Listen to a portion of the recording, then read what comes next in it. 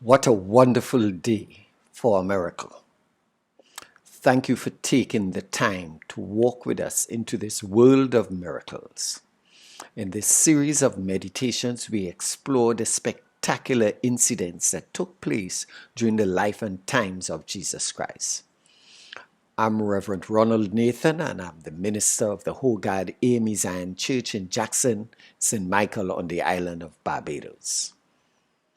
A miracle is an extraordinary and astonishing happening that is due to the presence and actions of God. The miracles of Jesus Christ gives us a glimpse into his compassion, his identity, and his future plans.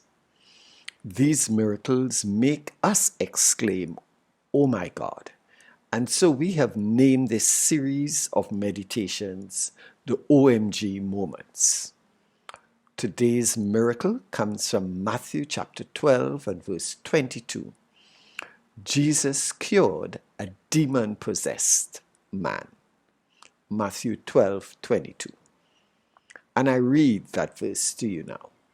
Then they brought him a demon-possessed man who was blind and mute. And Jesus healed him so that he could both talk and see. Matthew, in his rendition of this miraculous happening, seems almost overwhelmed by the number of miracles that were taking place around Jesus Christ. In this particular account, he takes 25 words in the New International Version to represent how God broke through in the life of a man caught in a pathetic situation of possession and dispossession. Here was a man completely out of control of his faculties. He was not in control of his spirit life. He was not in control of his social movements. He was not in control of his academic pursuits. He was not in control of the information that he received and the information he could communicate. He was not in control of his responsibility to provide for family and friends.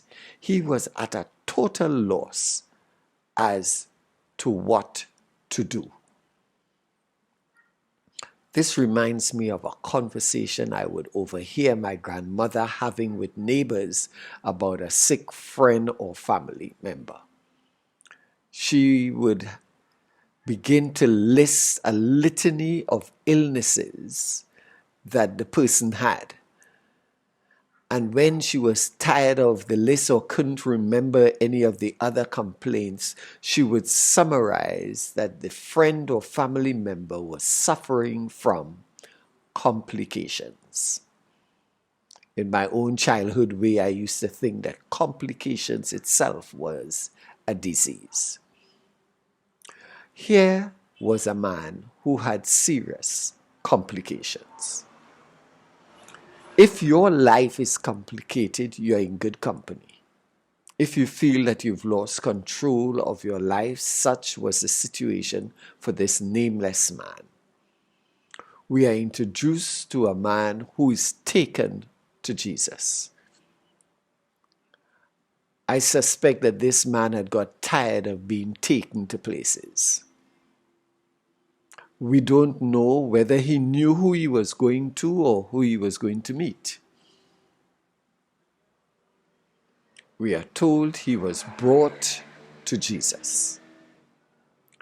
Next, we are informed that he was presented to Jesus, arrested by his complicated situation.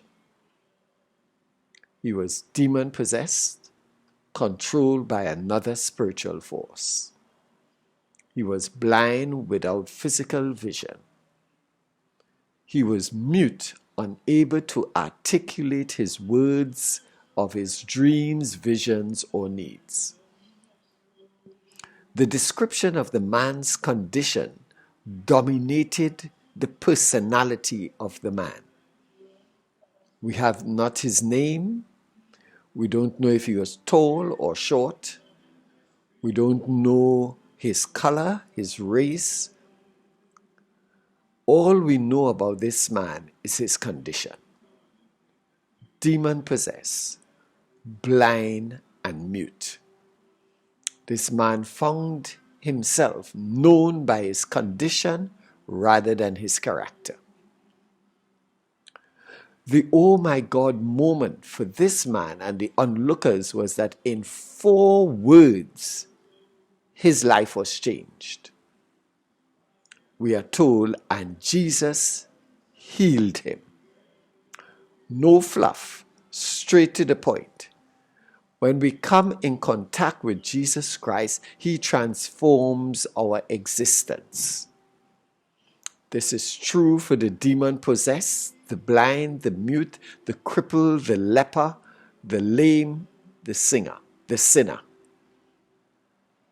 And Jesus healed them. You and I are also candidates for a miracle. So there you have it. God the Father working the extraordinary through his Son for his praise and honor. Dr. Martin Luther King Jr. in one of his college essays puts it this way: God is continually doing new and unpredictable things. May God be praised in your life today. Amen.